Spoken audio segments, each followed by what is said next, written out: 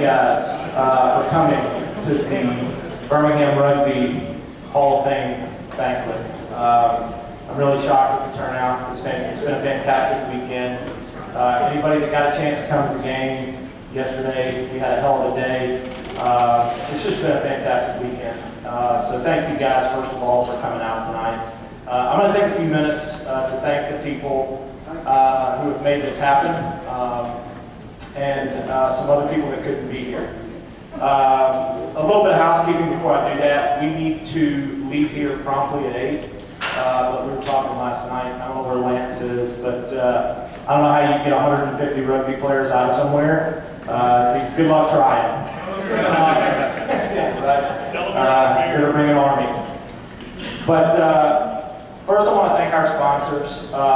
World Rugby Shop has been phenomenal. UAB Medicine is always phenomenal. Zydeco, Steel Gastro Pub, the Design Diva, Jack's, Vulcan Materials, HKM Employment Attorneys, Auto Car, and American Lighting.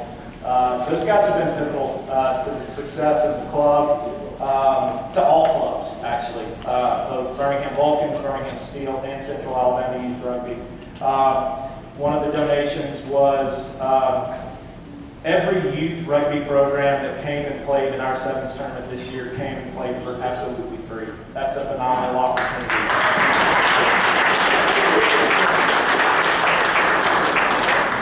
As everybody in here knows, it's about the progression of the sport. The people that are in this room, there are 5 generations of people, I think, that have played this sport in this room. It's unbelievable. And we all want to pass it down to somebody, so it's great that that's happening. So I'm going to call out a few people's names, if you could. Just stand up around the room. I'll introduce myself, first of all. Sorry, we're getting ahead of ourselves. My name is Matt Gilmore. I'm the Birmingham Vulcans president.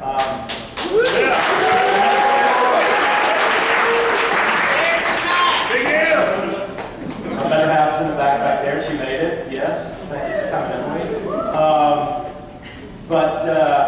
I've been around this club since 2008. It's been a pivotal part of my life. I hope it continues to be throughout the rest of my life. My wife got the Most Understanding Spouse Award this year because it takes up a lot of time, but it's a heck of a lot of fun, and I couldn't do it without everybody in here that I'm about to thank. So if I call your name, I just want you to stand up so that you can be recognized. First of all, Michael Laney for putting all this together. This is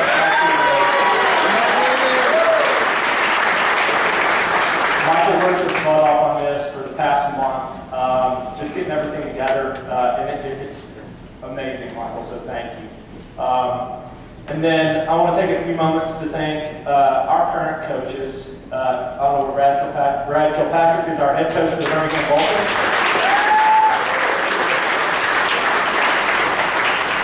I don't know where Amish is. Amish, where are you at? Zach Ronk is our forwards coach for the Birmingham Vulcans. And this young man back here, Brett Walsh, is our backs coach for the Birmingham Vulcans. 67-7 yesterday, boys. That's awesome. That's amazing. Great job. Hell of a job. A couple other people in here that I want to thank that are kind of, that assist me, and, well, I say assist me, listen to me complain just about every day about things that aren't getting done, or the things that we need to do. Well, the Vice President of Operations is John Elmore. Where's John at? John. Vice President of General Affairs is Tyler Taunton. Where's he at?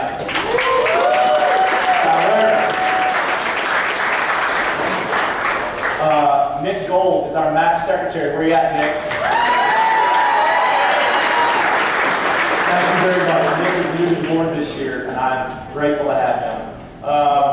And then, of course, as I mentioned earlier, our treasurer and the rock of our group on the admin side, keeping everything moving forward, Michael Lane.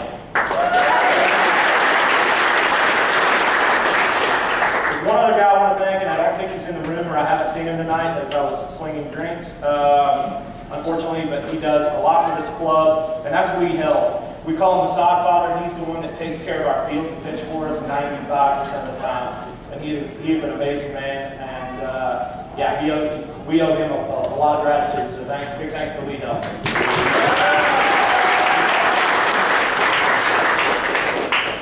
I also want to thank two other people that are special in this room, and that's Caitlin Keenis and Alex King. Where are you guys at? They are the ones that are responsible for all of our social media.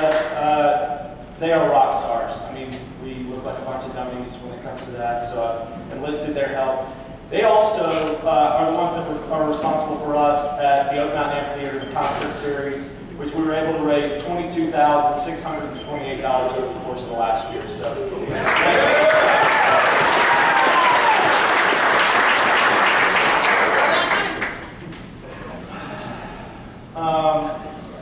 So, I just wanted to say one other thing. At Birmingham, we're very lucky to have a club and a culture like we do. We support each other. We do things for each other. I'm just damn proud of this place and this club and this culture that we have here. So we couldn't do it without our old boys, without our Hall of Famers, without our spouses, without everybody that supports us. So everybody in this room deserves a round of applause for this.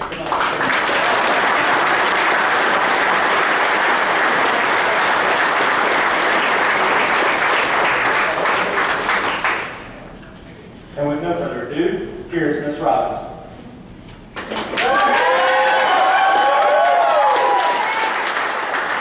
Hi everyone. For those of you who don't know me, I'm Stephanie Robinson. I am a player and one of the coaches on the newly formed Birmingham Women's Rugby team, the Steel.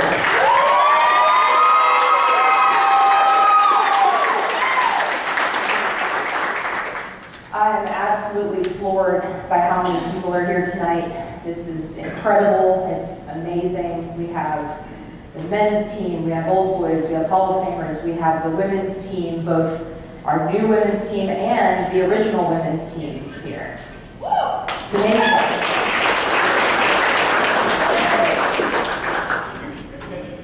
And the youth, and the youth, and the youth. I have a few people that I would like to thank. First of all, if you're here from the Steel team, would you go ahead and stand up for me?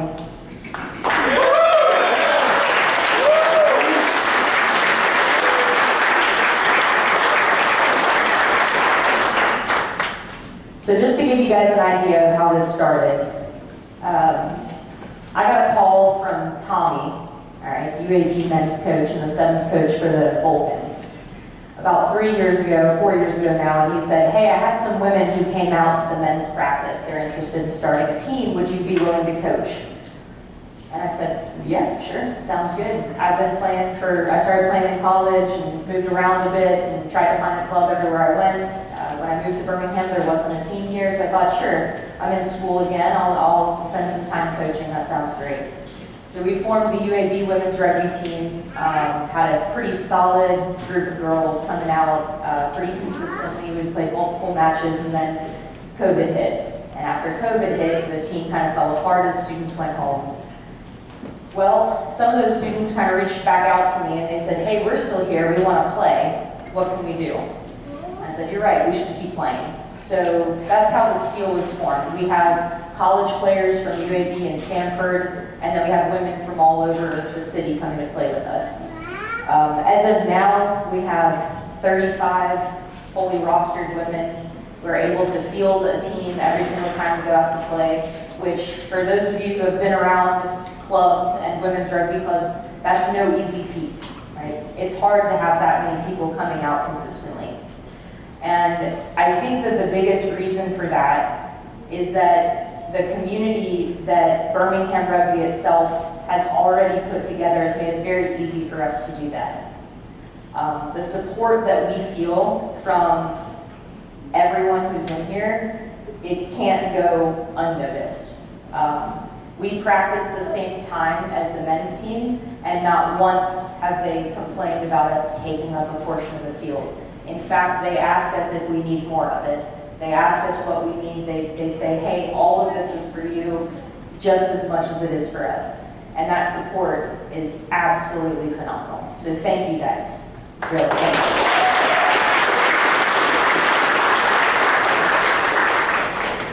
And then to the women that are here, we formed our first board this year, so I'm going to introduce the board really quickly. Christy Hoffmeyer-Chapel is our president. Our vice president is Casey McClendon. Our treasurer is Deani Thompson. And our match secretary is also my fiance, Kaylin Muncher.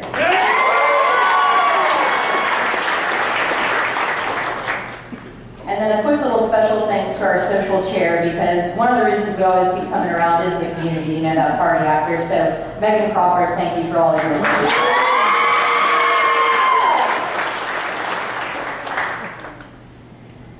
So all of you that are here understand rugby. You know that it's a sport of contrast. It's a sport that you beat yourselves up every Saturday and you keep coming back. Right? It's power, but it's finesse. It's a sport of intelligence, but with a bit of dumb luck as well. It's a sport that you just go out there and you beat up on that other team and then you're able to share a drink with them after. It's something that if you've played other sports before, you know there's nothing else like it. And while we're very grateful to have our newly formed STEEL team here, we will never forget that 20 years ago, there was a group of women that were doing the exact same thing. And it's difficult to keep a club together. There's so much that goes into it, and it's hard to have that club last, that club sustain. We're a little bit luckier now with social media and being able to kind of get that word out and try to get players to come. But I never want us to forget that we have a group of women sitting here that helped pave the way for where we are today. So I'd like to introduce a few of you that are here, or maybe not here. If you are here, please stand. Andrea Tidd, Laura Reeder, Paula Chandler-Hinckley,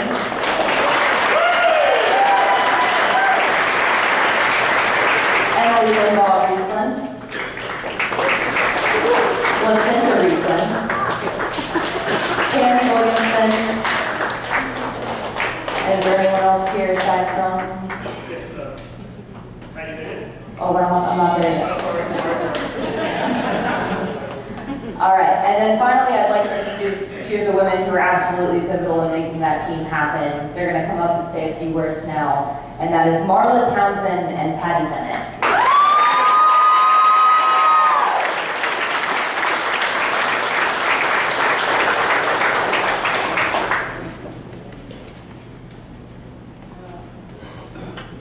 I just want to say it's an honor to be here. It's an honor to stand here in front of all you. I'm giving God the praise and glory because of all of you and everything. Because of all of you. Because some years ago, I'm literally walking a dog. Walking a dog. Wasn't even my dog. It was just a friend's dog. I'm passing by this coffee shop on a Saturday morning. And this man and 3 or 4 other men are sitting there. The guy yells out to me, says, "What'd you say, Lou?" Is that your dog? Yeah. Hey, nice dog. So that sparked a conversation because they had rugby shirts on, and I believe Mike Hartzell was there, and maybe James Smith, Cochter, Mike Escott, maybe a few others. That day, they asked me, they said, "You look like you're in sports." I was like, "Okay, yeah, thanks. Why don't you come out here and play some rugby with us?" I said, "Really? Yeah. Okay, well." So Tuesdays and Thursdays, every Tuesday and Thursday, I started coming out. And I was welcomed. And there were some moments, you know. But for the most part, there was so much support. You know, Bibbs over here, John Sullivan.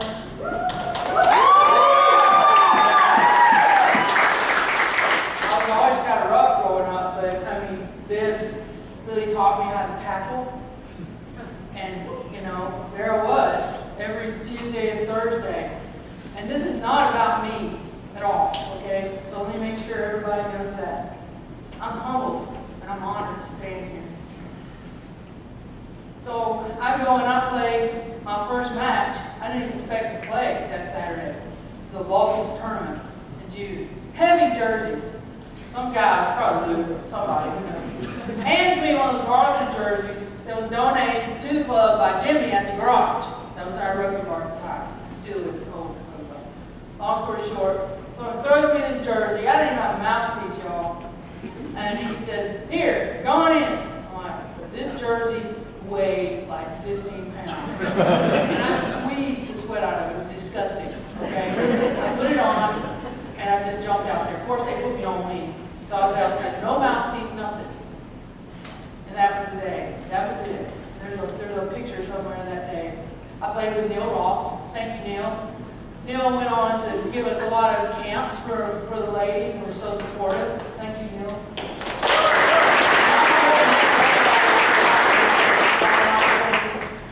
And all the people who so welcomed us, you know. These guys, they told me, they said, "Here's what you need to do. You need to go, there's a tournament in Huntsville. It's called Heart of Dixie. You need to go up there, you need to get up there early, you need to hang a sign around your neck." Everybody knows what that sign should probably say. I'll try to keep it clean. It said, you know, somebody will be there, there'll be women's teams there. First team shows up, it's Nashville. They say, "Hey, what you doing?" "Oh, I didn't sing." So anyway, end up picking up with them, and I drive up to Nashville once a week and go to practices, and then drive back home the next morning and go to work.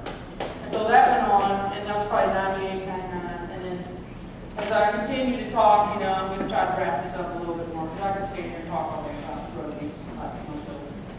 But I decided, why does Birmingham not have a team? Selfishly, of course, I want to play, but why do we not have a women's team? The same thing Stephanie's done for us and many other people paved the way.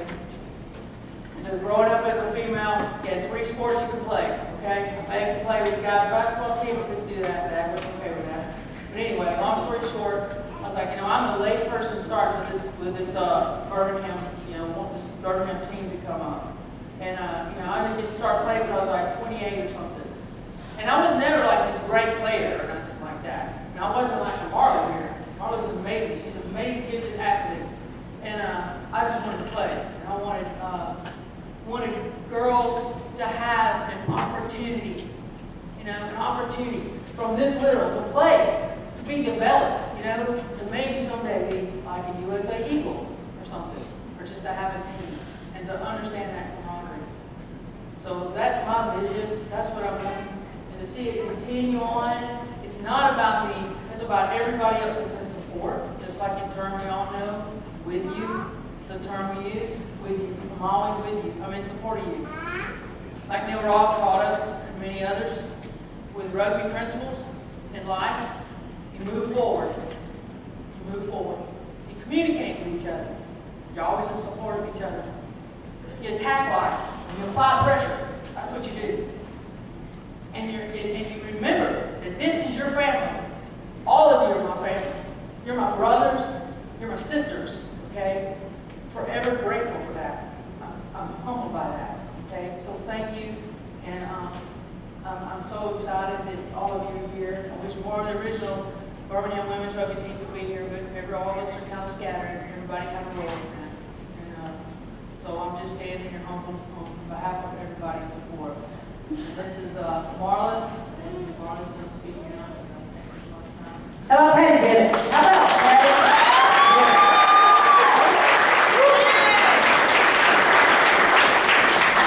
Patty called me with some crazy ideas, but this was the most serious, greatest idea she ever had. "Hey, you want to come out to rugby practice with me?" I said, "You get to hit somebody? Are you kidding me?" "Yeah." Lenny, I have to admit, when you contacted me a few weeks ago, I thought there was going to be a alumni match. So I was kind of disappointed when I realized that we were not going to get to play. Next week we'll do it. All right, let's do it. So just thankful. What an appropriate setting for the legacy here. The past legacy in this Hall of Fame, but then where we're going. And those of you that are carrying the torch, it's incredible. So I'll quote this morning, ladies, I'm going to leave it with you. So it says, "Your thoughts determine what you want, but your actions determine what happens. You've got to have actions. You want to be great? That's what you get. Be great. Go out and show the world about Birmingham Steels. Thank y'all.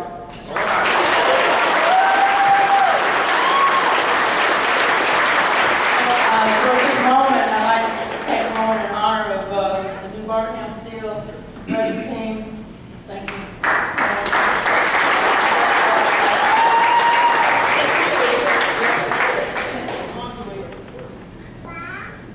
There was a beautiful love story too, y'all, that took place.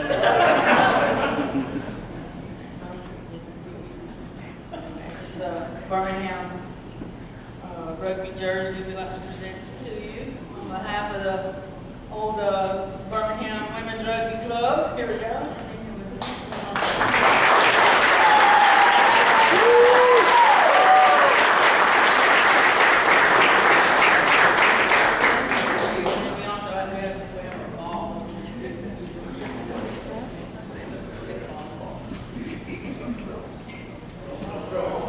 Now the ball is just something I drug out of the attic. I had to find one that was actually here, and I broke the needle. But if you notice, this is a pink ball. And also on that, it says, what does it say? World Rugby Shop. We go there and get our hands on it along with some of the Birmingham Steel, and we're going to give that to you along with the jersey. You're welcome. Thanks, y'all.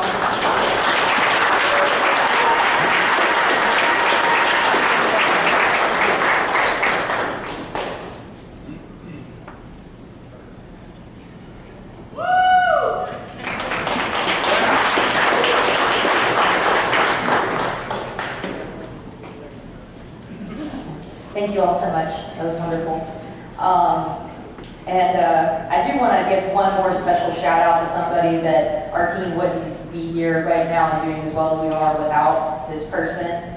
As a player coach, that's a very difficult role to manage, and I have someone who helps support that so much. He is my counterpart out there every single week. And on the nights that I can't be there, he holds it down, and that is John Bibbs Sullivan.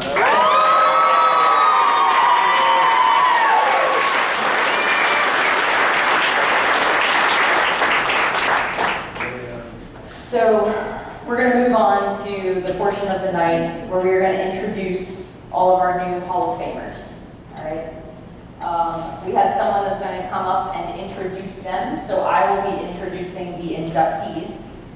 Matt Gilmore will be placing the jackets on our new Hall of Famers as well as handing them their plaque. So what I'm going to ask is, as I introduce the inductee announcer, you come up to talk about that person. Even if they are not here, you can say a few words about them. The people who were able to make it, we ask that you're going to come and grab your jacket, walk it over to Matt Gilmore, where he will place it on you, hand you the plaque. We'll take a photo right here in front of the Hall of Fame sign, and then you will come take a seat wherever you picked up your jacket from. Okay, so starting on the far end and working our way this way.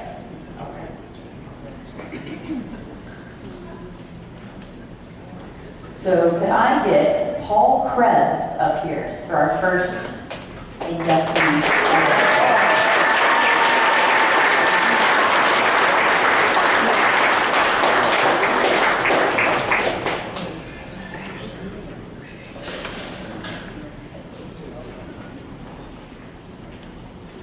Thank you very much. And I want to tell you guys I am impressed. This is nothing like it was in 1967. This is y'all have gone so far from where we started. I can't even express the gratitude. You guys have done a great job. And unfortunately, I am going to be able to introduce a gentleman tonight who is not here.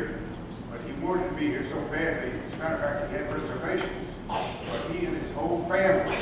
But in the last minute, he had a health issue. He could not make it. But let me go through this. Congratulations on your win yesterday, too. That was fun. He said, I'm Paul Krebs, and I'm playing on the rugby team.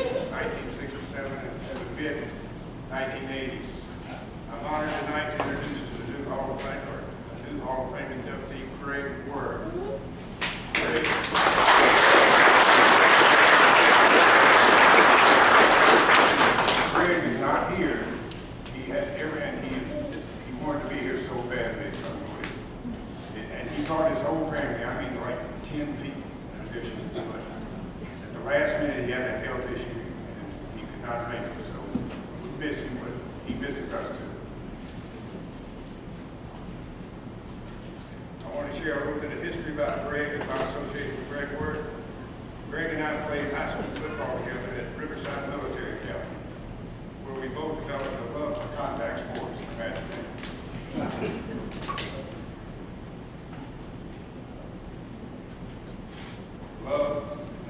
After graduation from Riverside, Greg received a full football scholarship to Vanderbilt University, where he was a running back. He got hurt. He hurt his shoulder and was unable to continue.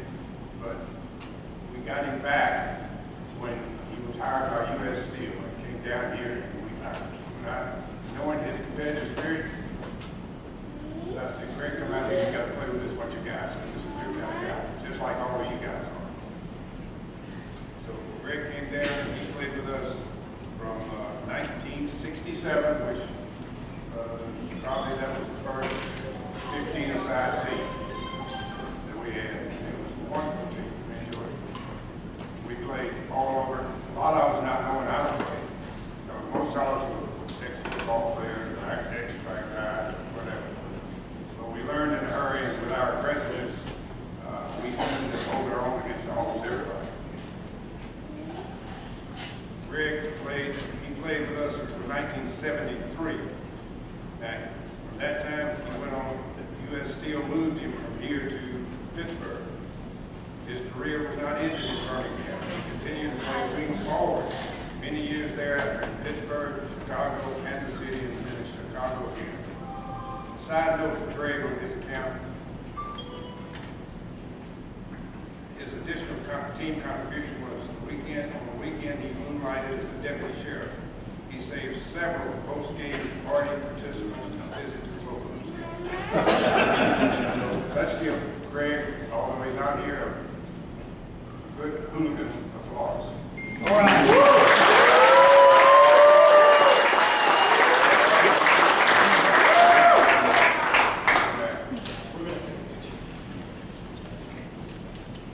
Can we make absolutely sure nobody from Greg's family is here? Yeah. And I was told they were not coming. If anybody from Greg's family is here, please speak up. Thank you. Put a picture. Oh, look at Greg.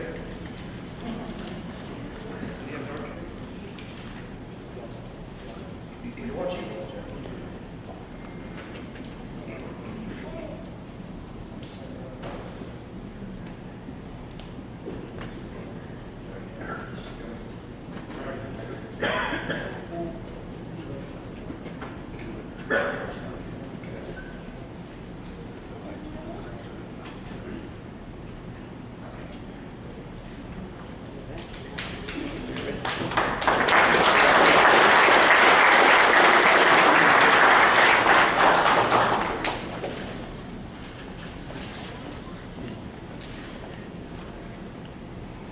For our next inductee, I'd like Tom Krebs to come up.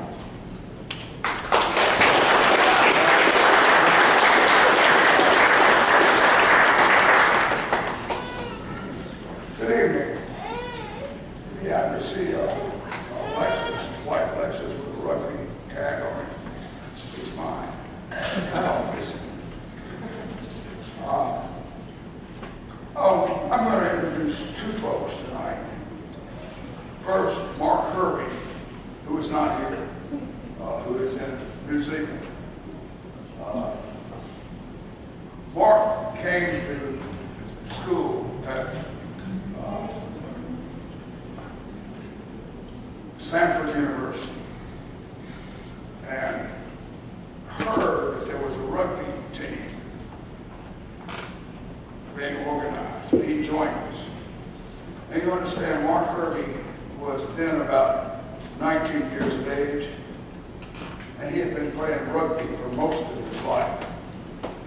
He was one of the finest wing forwards I have ever seen in this game, and what's more, he was a great teacher. He taught our scrum, our pack, how to behave and how to react.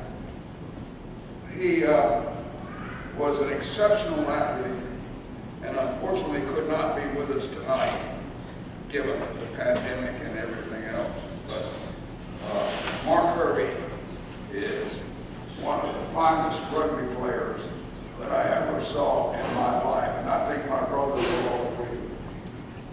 Thank you.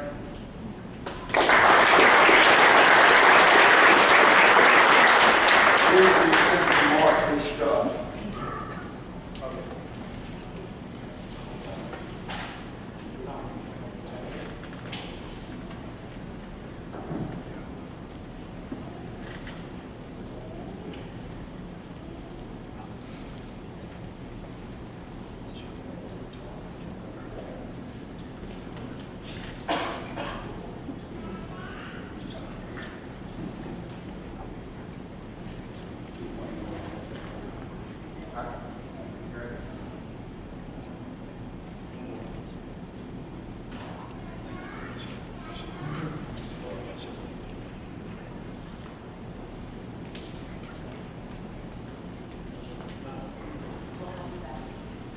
We're going to have Tom back in just a couple. But next, we'd like Neil Ross for our next induction.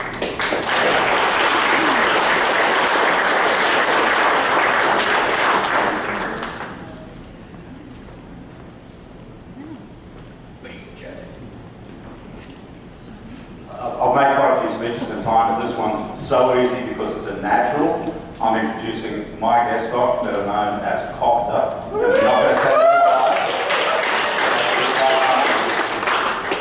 But of all the folks that I've been involved with in rugby, this man, Mike, embodies the rugby creed.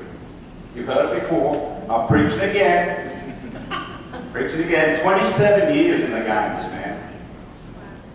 On the field for 27 years, but off the field in every administrative capacity you could imagine. And then just volunteering. Gentlemen on and off the field. Rugby creed.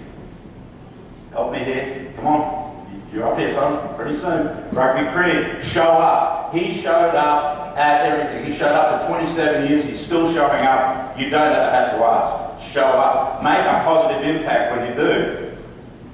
Always a positive impact. What an honour it was to be associated with him on and off the field. Face adversity head on. Nothing phased Mike. Never seen gentleman on the field, gentleman off the field, toughest player. Facing him, gets the job done every time. You can rely on it. And then the fourth thing is stand tall in victory and defeat. So it gives me great pleasure to introduce Mike Estock as an introduction.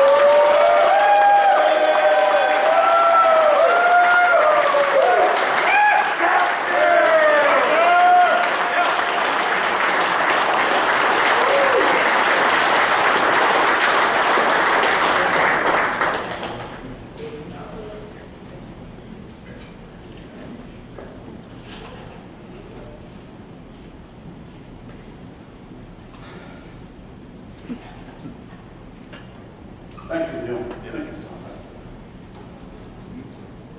I'm going to try to get through this. First of all, I'd like to thank the Krebs brothers for making this a reality. I'm sure rugby would have gotten to Birmingham eventually, but not as soon as it did. We're one of the oldest clubs in the Southeast because of the Krebs brothers getting this thing going in 1967. And it's such a unique club because of the genesis, the way it formed in the Krebs. I don't know, there's probably other teams in the country with similar backgrounds, but I'm sure there's not many, but it's just made this club different. It's a different type of atmosphere, always has been, and we're just so proud to continue that legacy.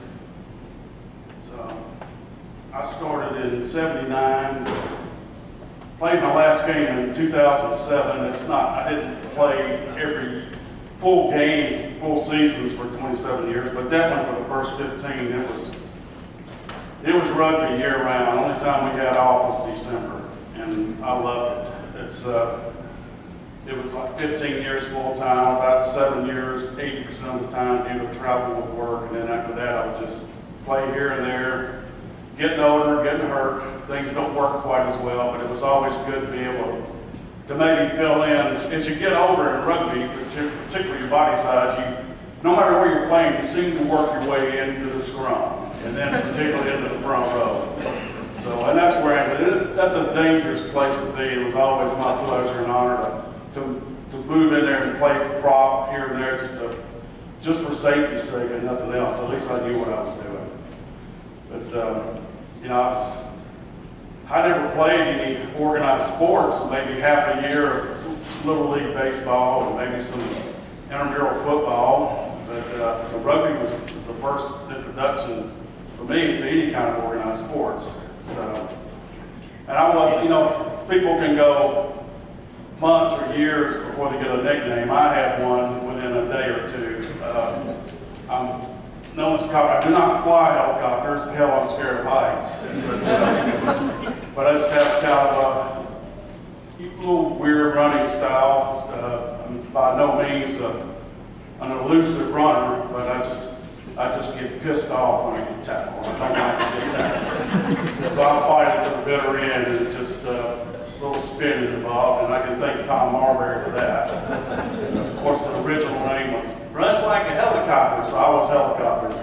That's too many syllables for rugby players, so it got shortened to Copter pretty quickly. Cop, chop, and New Zealand version's Chopper. But after a few years, our match secretary was moving back home to Philadelphia, and he dumped the match secretary position into my lap. Nobody else wanted it. And it's probably the best thing that ever happened to me. It's back then, of course, we didn't have the internet, so you had to do a lot of networking by phone, going to see people, using the mail a lot. And I got to was dealing with a lot of movers and shakers with other teams. And heck, before I knew it, I was kind of a mover and shaker in my own little world here with the Birmingham Rugby Club. That led to other things, and I got to serve in every leadership position we had at the club at that time. And it just, I don't know if I was the best man for it, but it was thrust on me, and I just did what I had to do, and it gave me a lot of confidence just having to pull through and get things together and get it done. I mean, that's every position. Heck, I was even a coach. That wasn't a very good experiment, but I was a coach for a while. I've even been a soccer boy, so I've done the gamut. But there's so many friendships in rugby, so much brotherhood. It's hard to describe. We've just got a few minutes to say some words. It would take me a few years, and I still wouldn't be able to do it. But proud I've got my family here with me tonight. Thank you for being here. Through rugby, I met the love of my life, Karen. Thank you, Peggy.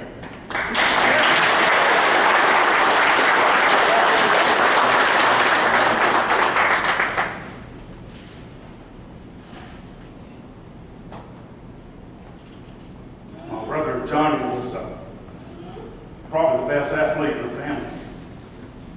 He had a car accident when he was 21 and had a head injury. But we didn't lose him. We got to keep him for many, many more years. But he used to come around with me to rugby matches or even travel with me sometimes. And if he had played rugby, I wouldn't have been known as Copper. I'd be known as Johnny's brother. But I thank everybody that knew Johnny for the respect and friendship he showed. It meant so much to me. It really did. But, family's what got me to rugby. All the men in my family, my two brothers, Johnny and Larry, they played football. My dad played football. My dad played semi-pro football. And I was the oldest boy, and I never played football. And rugby came along, and that was an opportunity for me to be tested. And boy, did I get tested. But I just want to thank everyone. It's been my honor and my pleasure. And I thank rugby so much for giving me the opportunity to show that this apple also didn't fall too far from the tree. Thank you very much.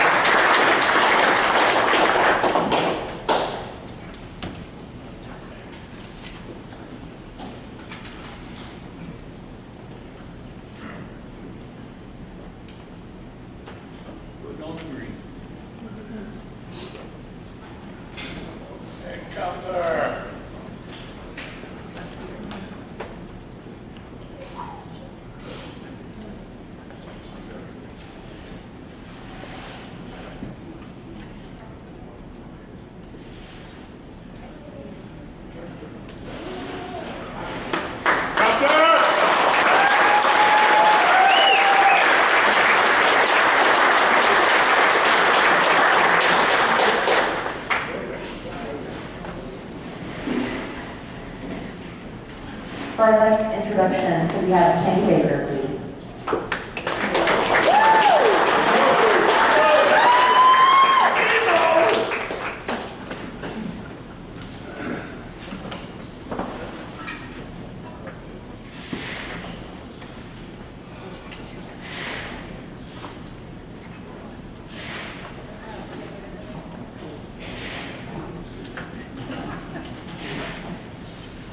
I'm Kenny Baker, known as Chemo.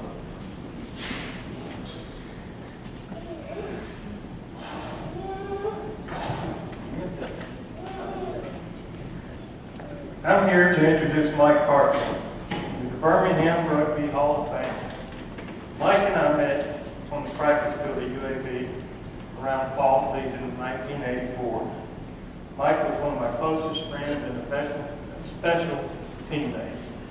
Not only was he a great player, but also a dedicated supporter of Birmingham Rugby. Long after he stopped playing.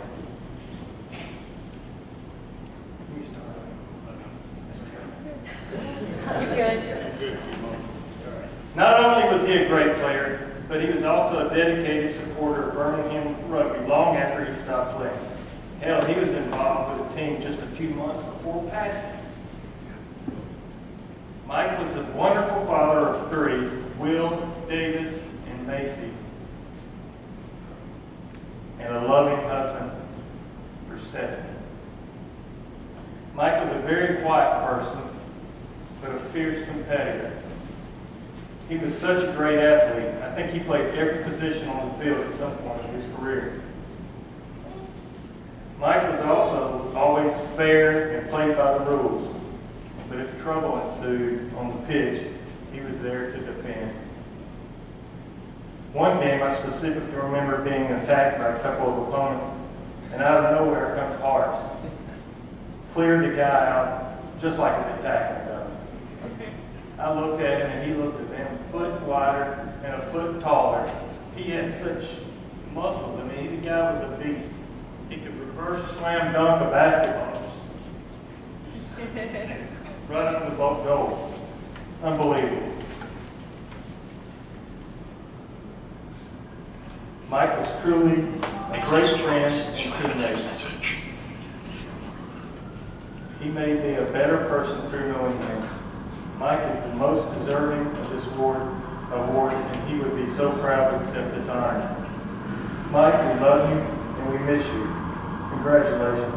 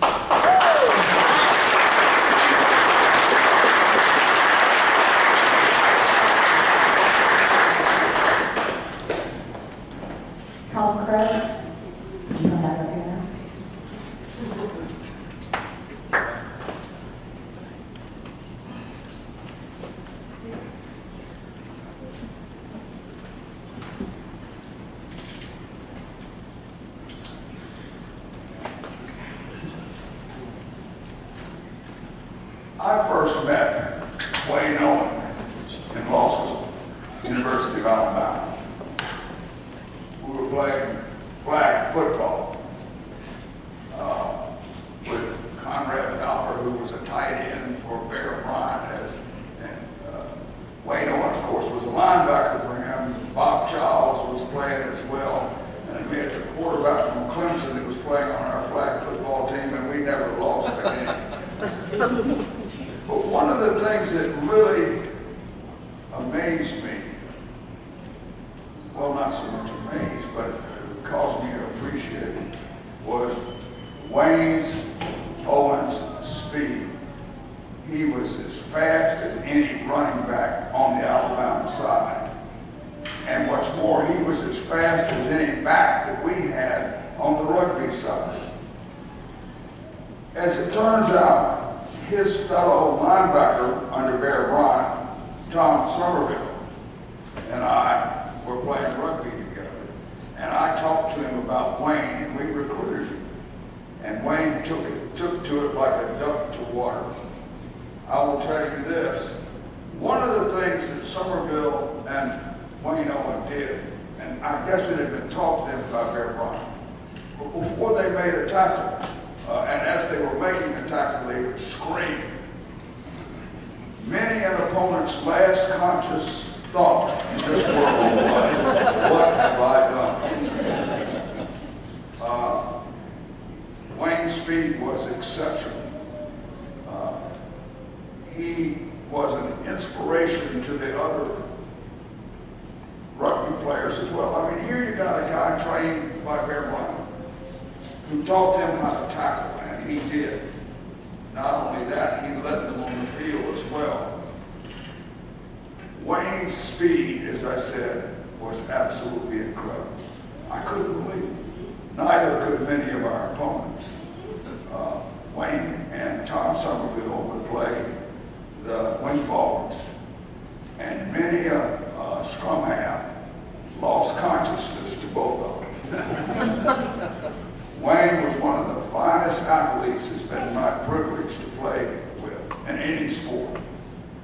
And I welcome this opportunity to welcome Wayne to the Rugby Hall of Honor. Yeah.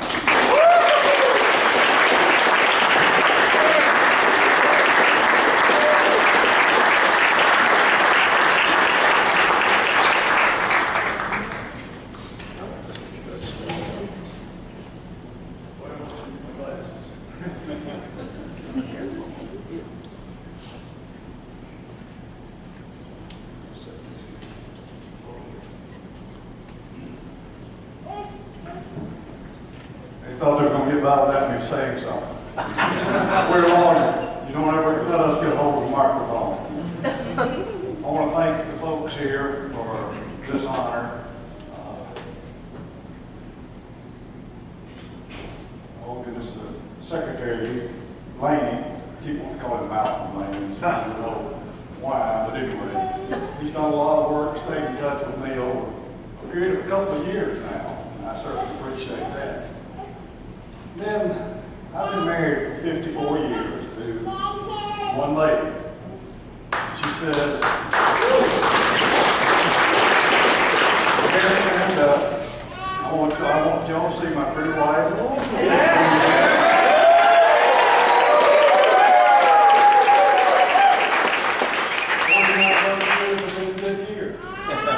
She said, being married to me is like getting into a hot bubble bath. After you've been there a while, it's not so hot. She has stuck with me. We had children 1 and 2 years old when Tom started recruiting me to play rugby. She let me go everywhere, man. We played in Pensacola, Memphis, Nashville, Charlottesville, Virginia, Atlanta, Georgia, Hammond, Louisiana, and New Orleans. I'd never been anywhere, so that was a new experience. We went to New Orleans, and I said, well, this will be a good chance maybe for my wife to go with me. So we got the grandparents to keep the grandkids. I had a pop-up tent camper. We hooked that thing up and went down to Hammond, Louisiana, a place southeastern Louisiana. And we're getting ready to depart. and the rest of the guys are staying in the motel. And some of you know a guy named John McCullough. John comes out on the balcony of the motel, and all he has on is a towel. He runs down, that towel falls off. And then John does what you expect him to do, he turns around and picks it up.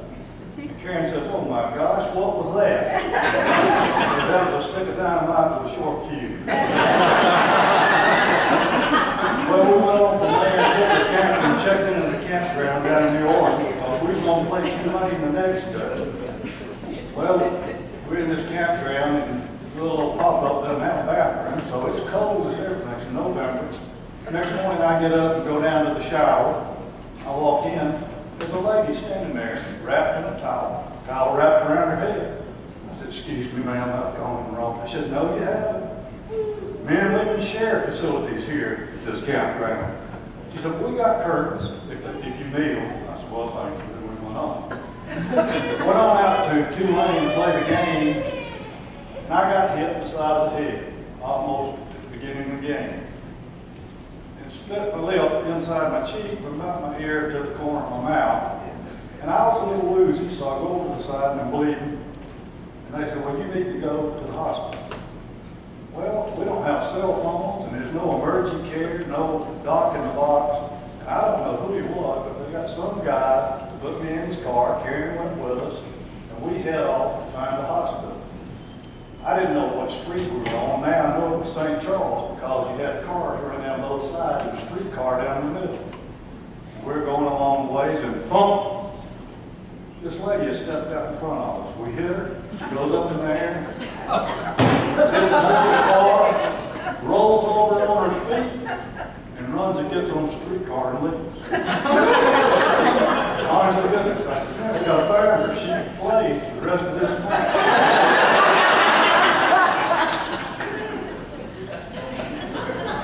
We had a great time.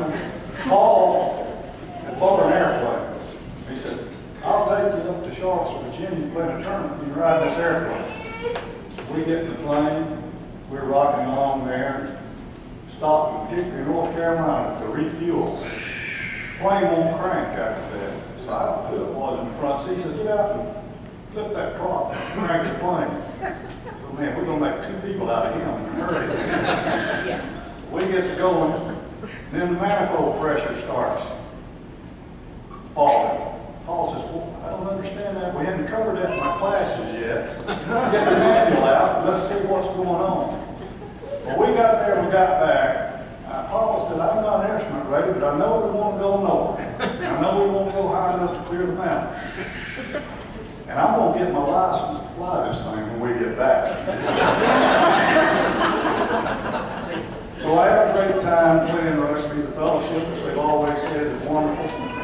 Our coaches were Paul, Tom, Chris, and Van Krebs. Our promotional people, Paul, Tom, Chris, and Van Krebs. Our owners were Paul, Van Krebs. And everything that y'all talked about, they did the whole thing back at that time. But I wouldn't have traded the experience for anything, and I appreciate y'all considering me for this.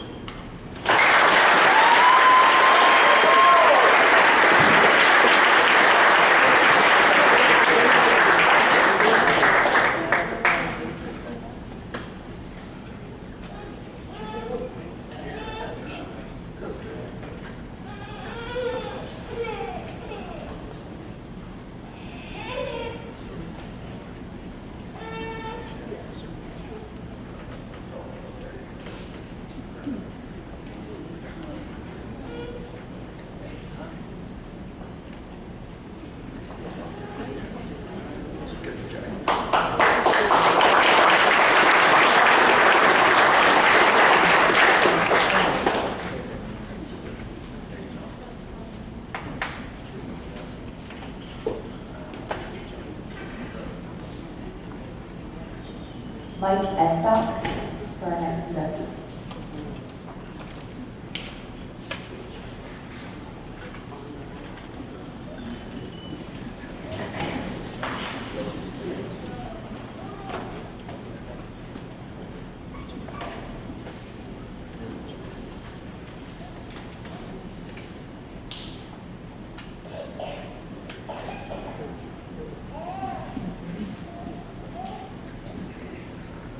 Charles Sweet Davidson.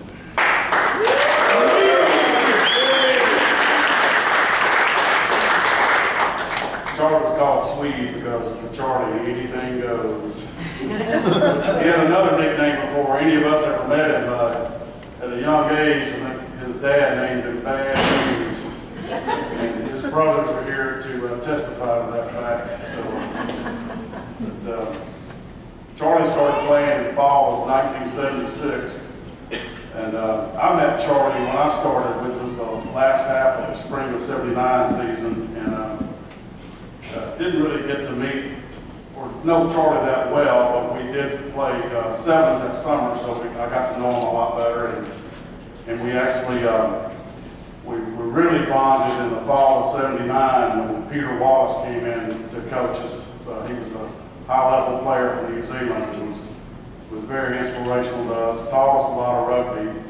And one of the first things that I remember is, or what really solidified my relationship with Charlie was Peter would have, before practice, he would have these warm-up drills. It was basically exercise stations where you'd do 5 shuttle runs of 15 yards, then you'd do 5 sets of burpees, 5 sets of push-ups, 5 sets of sit-ups, and then 5 and knuckle draggers. And so you would team up with somebody, get somebody about your size. And so Charlie and I were pretty similar. We weren't too big, but we were big enough. We weren't track stars by any means, but we were fast enough. We weren't Einsteins, but we weren't Einsteins. But sorry about that, Charlie. I can see that to you. Remember the hill. And so Charlie and I bonded. We just being workout buddies with that. And Tom Barber was my other buddy with that. We suffered together. But we never came in first on that drill. It wasn't a race, but Peter stressed you do it right. We did it perfect. We tried to do it perfect every time. And we usually came in on the last, but Peter noticed what we were doing, and he paid attention to that. And we were properly rewarded with playing time. And that's just one of the first things that stuck out with Charlie, because he was so tenacious. He's a hard-nosed, fierce rugby player. He'll fight somebody at the drop of a hat. The bottom of the pile, he'll bite somebody. He has to get a ball from them. And I know 2 or 3 people have the scars to prove that. But tackling Charlie was like tackling a sack of rebar. And getting tackled by him was like having a rolling ball of knives coming at you. But Charlie was another one like, he was just playing every position. I got the chance to play probably every position, not because I'm good enough to do it, just out of necessity, but he won't screw it up too bad. But Charlie played every position, and he could play every position. I've told him many times he's the best rugby player I ever played with that didn't have a foreign accent.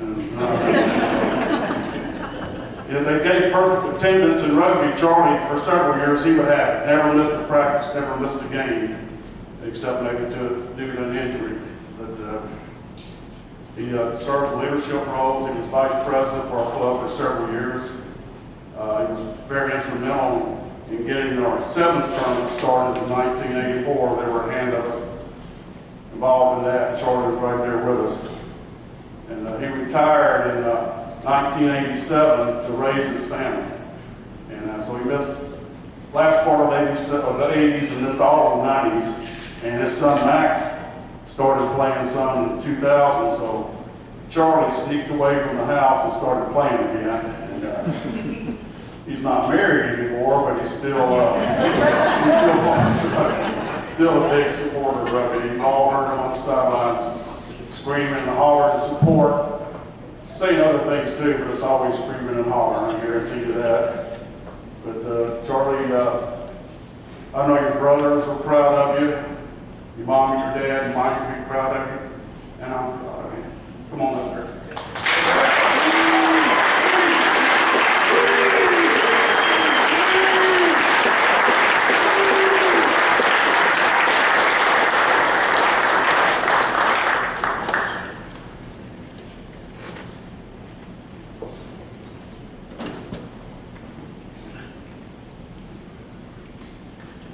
Well, first of all, I'd like to thank the Krebs brothers, all of them, and their mom and dad. The dad's real cause of the 17 team to win the national championship when they started.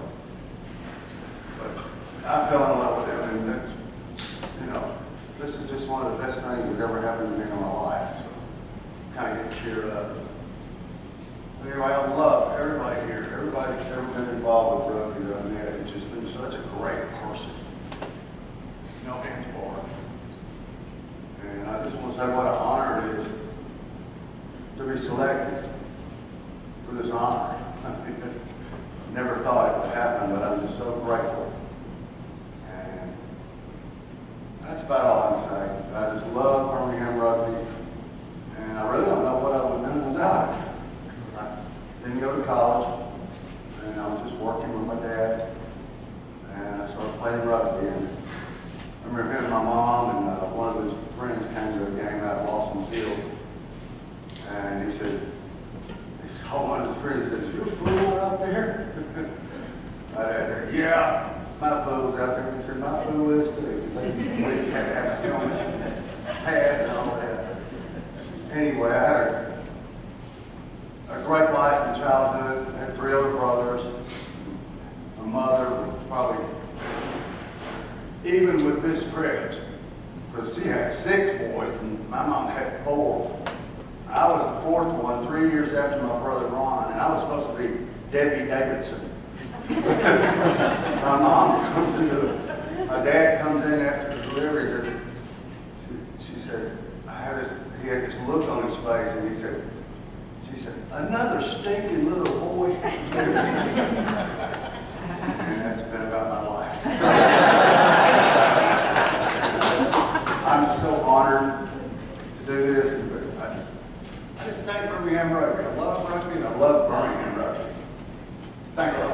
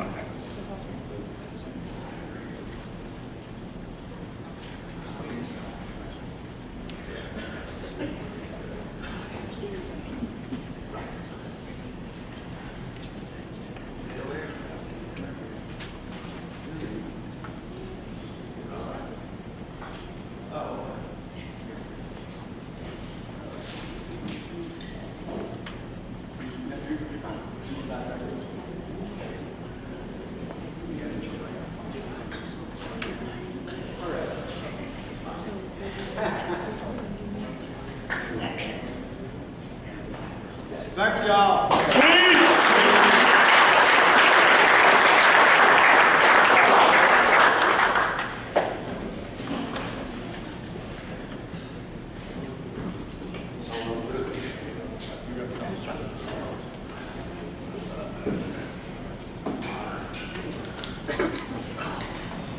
Hey everybody, I need a Connie this one, but I just want to come up and say something about Charlie that to me says everything. We talked a lot about him as a player, but you know, in terms of when I started playing, Charlie was the first guy I think I ever met from the club. When I right, Swede, I think I was 16 at the time, and I was playing with Max. Oh yeah. Absolutely Hooper. Well, that's all right. That's all right. But I had kids real early on. Rugby was my life. When I was 16, I fell in love with the game. And Charlie was always a huge supporter, and he was always there for me. But when I was 22, I had my first kid, and I got 4 of them now. And I didn't want to stop playing rugby. And so I'd carry these little kids out with me to practice, and you know, I'd have them in the crib and have the whole thing. And I tell you, I don't know that I ever thanked you for this, but Charlie, every time I bring those kids to practice, and I brought those little bastards with me pretty regularly, But my wife, she was, doing college and the whole thing. We were young parents, and it's the only way I could get out there was just to have the kids. And it didn't matter if it was raining, it didn't matter what it was. I was a, pretty poor father at the time. But Sweet would come out, and he would, of course, was there to support everybody, but he would always watch my kids. And he would take the time, when it was raining or whatever, he'd say, no, you just worry about playing. And I would keep playing, and he would take my kids, he'd get them in the car, he'd get them out, he'd keep them entertained. And it was, to this day, they talk about you.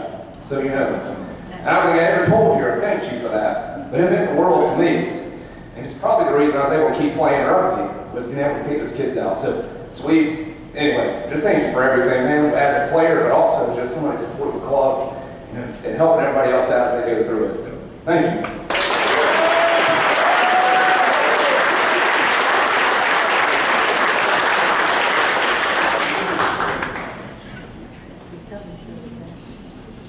Lou Green, do we have him?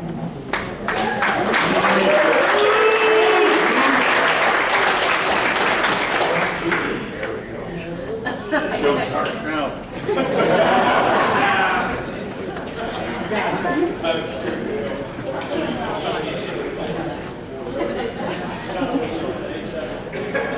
Okay, y'all ready? Kenny Baker, an athlete, a man, a legend. I played with a lot of great athletes in my days, and I was sure as hell wish I got an opportunity to block for Kenny at the University of Alabama, because that man could play. He could hit, he could tackle, he could do it all. So I'm going to give you a little story about how not smart he is. We were at the Club South Bar one night. Mike Hillstock was there, Carl Clausen, Walker Scott, and some guy wanted to play rugby. I said, come out Tuesday and Thursday. No, I want to play right now. I said, Kimo, he wants to play right now. Take him across the street. So all 4 or 5 of us get across the street up on Epic School across from Club South. Well, then we turn around, the guy's gone. So I go looking for him, and around the corner, he's doing his business. He was taking it up. And I fell down laughing. And so when the guy walked by me, he kicked me. And I'm still laughing. I jump up, go up there, we're going to run this gauntlet drill. You remember the gauntlet drill? Wait. So we set up, and each one of them tackled him. And he got to me, and I pile drive this kid. I pile drive him, I was mad. Well, Kimo does this. Hang on, I got to do this. LG! And I look, he punches me. Punches me.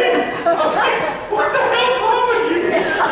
So I went, look, and he looked, boom! I chipped his tooth, and I hope he's still got a chipped tooth. That's how smart he is. Anyway, we love you, Kenny. Proud of you today. I got the call from your lovely wife, Puddin. I said, hell yeah, I'll be there. But before he comes up, I'd like to thank Scott Meyer, Hall of Fame here, to let us come here, and I hope we come here every year. And also, I'd like to say something about Neil Ross. He is the Bear Bryant of rugby football. He's the best coach I've ever been with, ever since, ever will be. God love him. Anyway. Love all you guys. Kenny Baker, the man, the legend, the myth.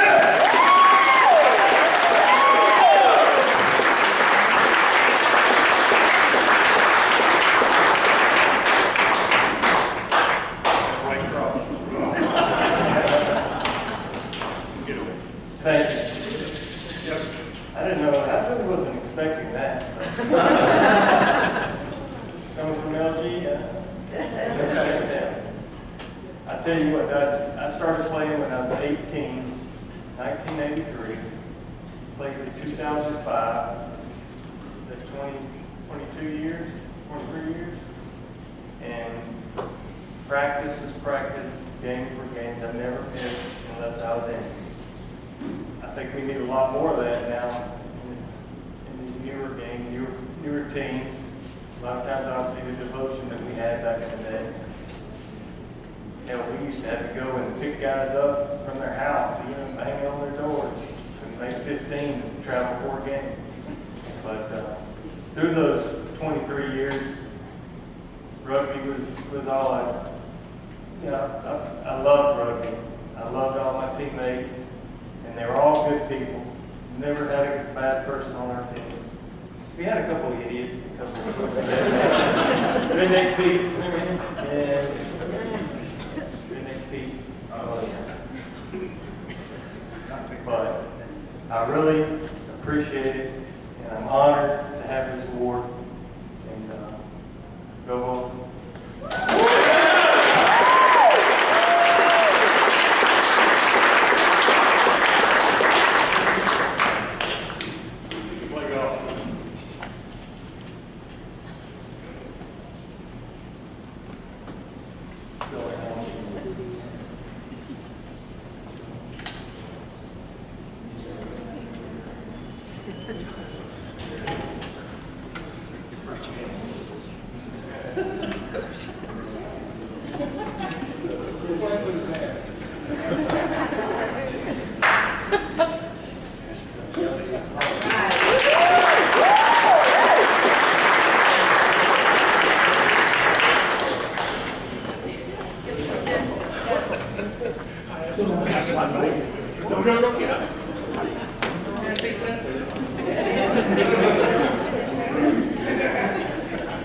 All right, Mike, you come back up.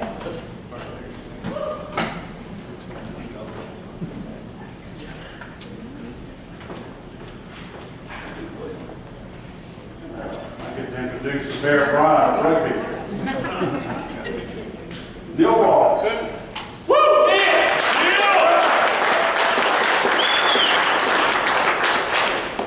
Neil started playing rugby, I think he said around the age of 8, played through grammar school, high school, college, high level club rugby, union rugby, even played league rugby, which is professional rugby.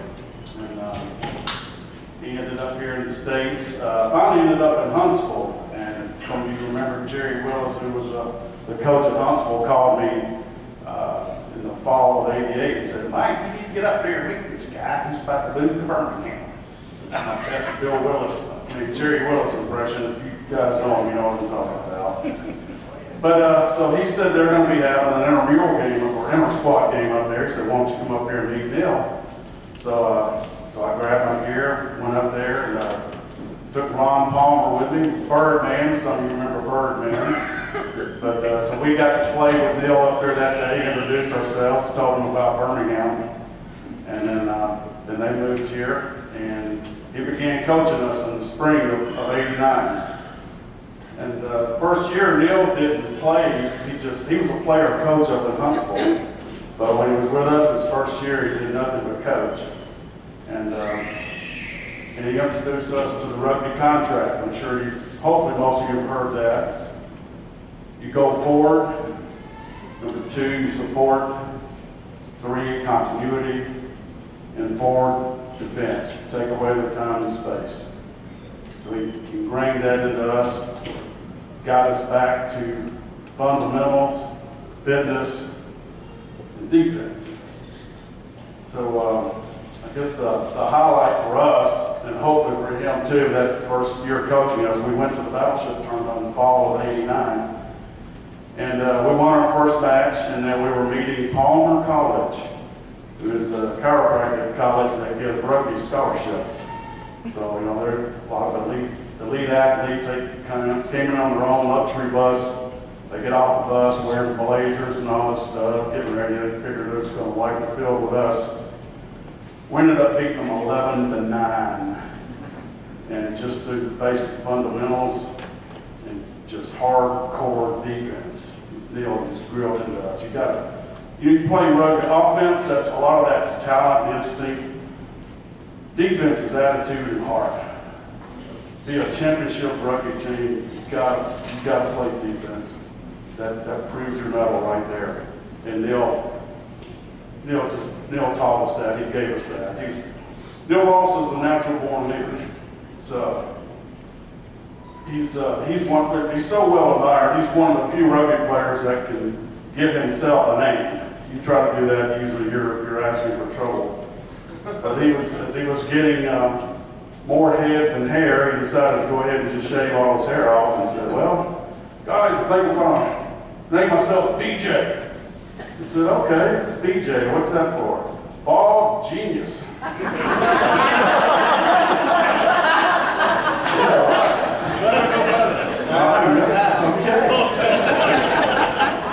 So, Bald Genius was and is.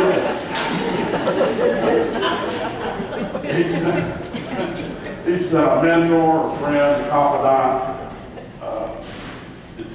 He coaches for 5 years. Hasn't coached in a while, but Neil is still looked to for advice. He's still involved with coaching anytime people ask him. I had the honor of him taking me to Gadsden one time to show a new team that was forming the basics of rugby. I got to be his assistant. It was amazing to watch these guys, watching Neil, and to see the magic he was transforming. The man knows how to reach people. He knows how to teach. Because he's a man. And I know what a man's man. My dad was a man's man. I know what one looks like. Neil Ross is a man's man. I admire him so much. I'm older than him, but I consider myself like his little brother. I look up to him so much. But I'm glad we got him here in Birmingham.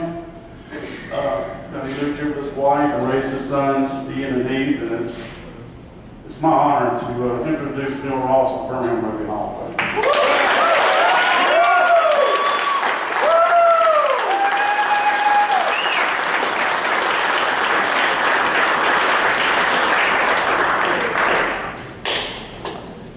I have a very, very hard act to follow. Green coats here, going all the way back to the Krebs legacy. This is really why we're here and why this club is thriving. It's incredible to see the ladies, women, sorry. Cotton said I'm a man's man, I have to be a woman's man too.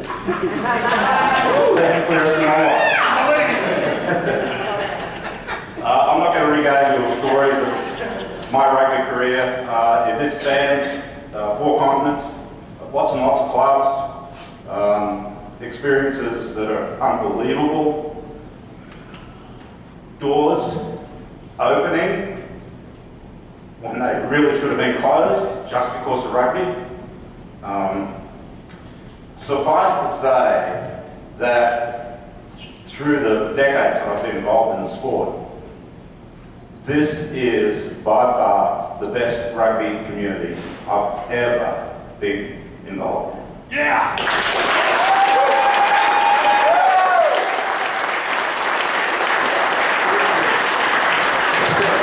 And it's growing, and it's getting better, and it's so heartwarming to see. You guys have all, and women have done just an incredible job. So, back to the rugby creed, last point. Stand tall in victory and defeat. I feel 10 feet tall. Thank you all so very much.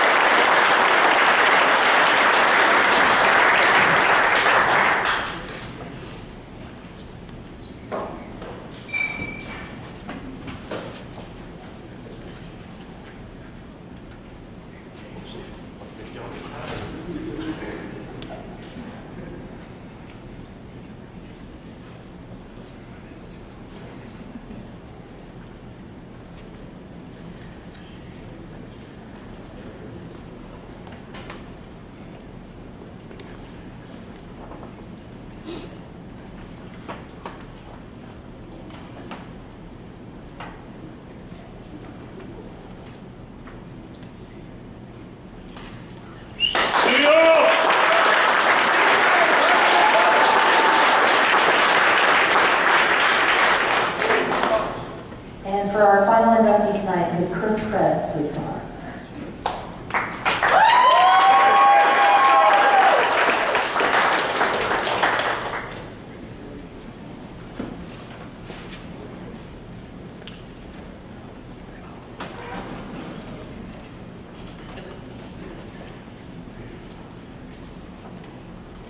You know, it was 55 years ago this December after the opening kickoff in our first match.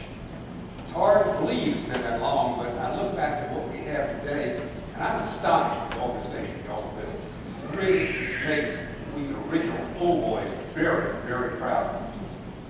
And the memories that you gave, there's no match for those. We played in Galveston, we played in Atlanta, we played in New Orleans, we played in University of Florida, we played at Duke University, we played in Charlottesville, we played in Montreal. You make more friends than you could possibly imagine, and they're friends for life. You may not see them for many, many years, and all of a sudden they reappear. But this is not about our old history, it's more about the current times. But before we get to those, I'd like to make a couple of apologies. First, Wayne, I apologize for that pass that set you up for the mouth shot you took. Second, Lou, I apologize for knocking you out of the game in my last Old Boys. I still got the shine. And that's all of the old boy memories I want to touch on. But having said a few notes I would like to refer to in talking about my candidate, Randy Sweat. When I was playing, our family had an in-the-family mile relay team. And we used to run against all the AAU colleges. Well, we were getting up into our mid-20s, and all the college teams began to beat us, so we realized we were long in the tooth. And then we got an introduction to the game of rugby in a roundabout way, which my younger brother Tom could tell you in great detail, but it was really funny. We had no idea when we played the first match much about any rule that we had in the game. But it's a great game. You will never, ever regret playing. Now, let me make a little comments about my candidate, Randy Sweat. I had the fortune, or misfortune, to play with two Randys when I was playing. The first Randy was from Harvard Business School, a very bright guy. He had two shortcomings in our team. Number one, he did not like getting his uniform dirty. And two, he was nonviolent. The replacement, Randy, was a dandy. What made him exceptional? Well, I'll tell you what made him exceptional. Was he prettiest? No. You'll see him in a few minutes. No, he was not the prettiest. Was he the fastest? No. Was he the most prolific scorer? No. What set him apart from the rest of the players and why I think he belongs in the group? It was because one of the greatest players I played with, Joe Pearson, also known as Hans Kruger, gave him the ultimate compliment. And he said that damn Randy was a damn poltergeist. What did he mean when he said a poltergeist? What he meant was that Randy Sweat in practices was always there, all the way across the field, making the tackle and knocking Joe down. And Joe was about 6'3" or 6'4", about 240. So you didn't knock Joe down very easily. But Randy Sweat was all over the field, all the time, and making the play. You could count when Randy was on your team, you could count on him backing you up if you made a mistake. That's why he was valuable. Pursuit, pursuit, pursuit. And any player who's played will tell you, if you have the opportunity, you can make a play. But if you're not there to make the opportunity, you cannot make that play. But Randy Sweat was always there to back you up and to make that play. And that's why I'm pleased to nominate Randy Sweat.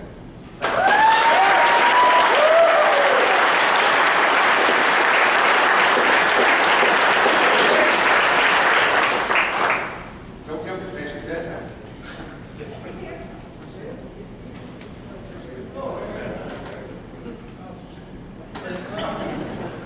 Wake him up.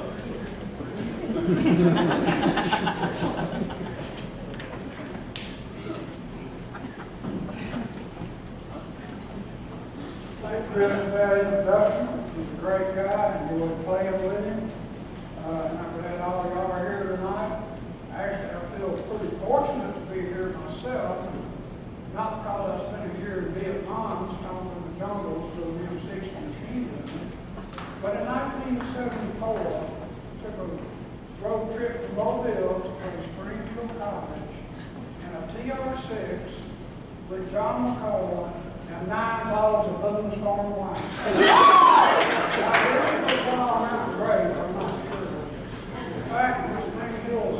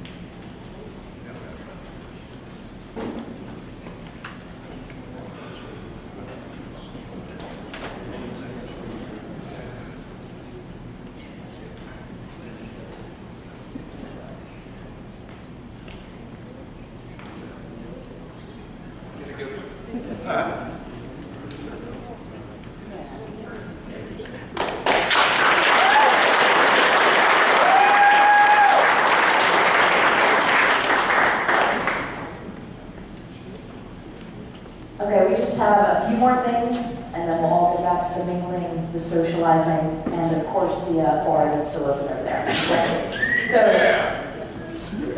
this mostly includes photos right now. Our first photo is going to be all of our new inductees. If we could get you all to just stand up very quickly, as quickly as you can. Photo for all of you. There we go. Flag up.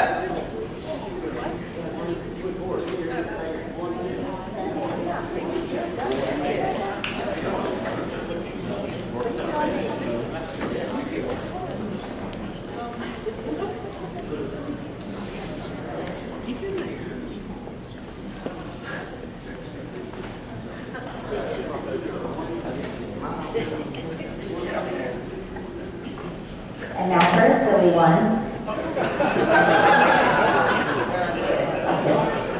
All right, you guys go ahead and sit that down. Now I'd like anyone who's in the Hall of Fame, anyone wearing a green jacket tonight, please come up and stand behind our new inductees.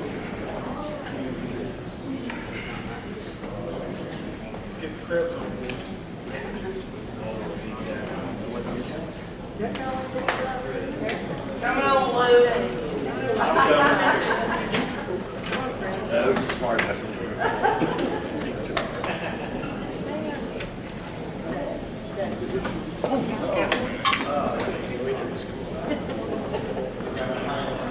Right on.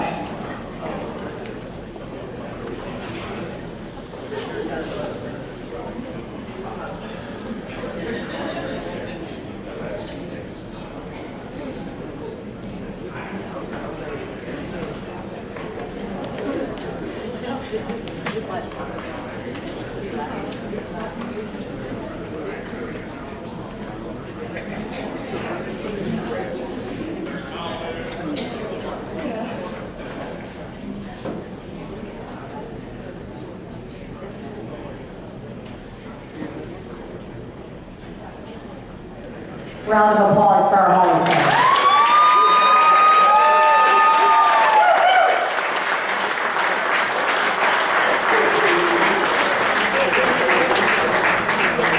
The last two things tonight. We have a special surprise to unveil. And following that, we are going to get a large group photo. All right? Our photographer will go up to the second floor for that, so everybody will come into the center area for the group photo. So after the special unveiling, everyone will move into the center area for that group photo. To make sure that no one gets trampled, what we're going to do is for the unveiling, I'm going to have all of you new inductees, as well as everyone else with a green jacket, is going to move over so that your backs are to the Hall of Fame sign over here for the unveiling. All right, so right over here where you get your green jacket. Facing it first. Facing it first. We'll do the unveiling. After that, you will turn around, and I want all of you with the green jacket to be up at the front. Okay, so when we do the group photo, you're up at the front facing our photographer. Okay? Everyone else will just file in behind. So if you would like to see what this special unveiling looks like, I suggest you maybe get up out of your seat and find yourself a nice spot to be able to view it.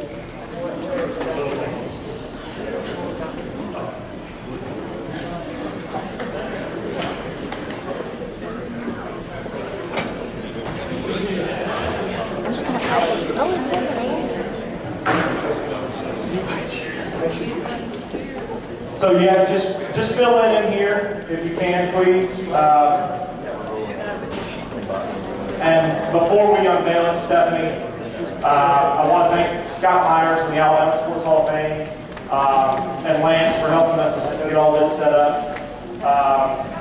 And a lot goes into this, and Lou and me and Laney have been meeting with Scott Myers over the course of the past months for several different reasons, but this is something really special. So tonight is the first night in Alabama Sports Hall of Fame that rugby is going to be acknowledged.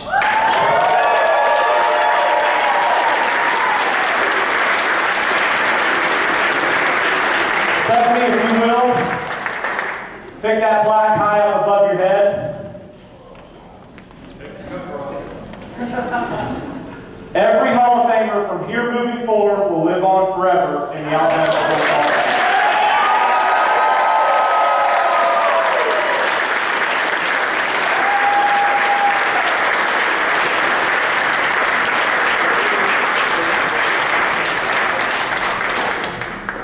Thank you, Stephanie. Now, this is going to reside on the third floor, but we weren't sure everybody could make it up there for this, so it's not an old joke. That's it's just kind of getting that stuff there.